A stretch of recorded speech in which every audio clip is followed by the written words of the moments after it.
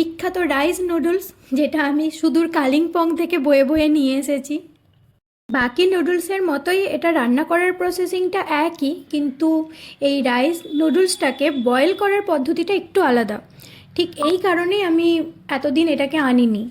প্রথমে এনাকে 20-25 মিনিটের মতো ঠান্ডা জলে ভিজিয়ে রাখতে হবে। তারপর কড়াইয়ে জলটা গরম হয়ে গেলে হাতে গোনা 1.5 থেকে 2 মিনিট এটাকে সেদ্ধ করতে হবে। এর বেশি যদি সেদ্ধ করে নেওয়া হয় তাহলে ভাতের ফ্যানের মতো একদম গলে যাবে, কোনোভাবে হ্যান্ডেল করা যাবে। এই একটা ব্যাপারই একটু চাপের, বাদবাকি সব একই।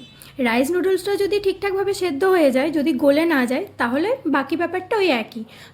যার যা পছন্দ মতো ভেজিটেবলস, এগ, চিকেন, সস সব কিছুর সাথে নুডলসটা একসাথে মিশিয়ে নিলেই রাইস নুডলস একদম তৈরি।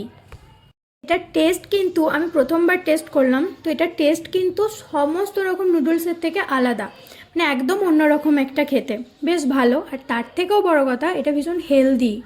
যাদের রোজ রোজ টিফিন বানানোর ব্যাপার থাকে তাদের জন্য এটা একটা খুব ভালো ডিশ।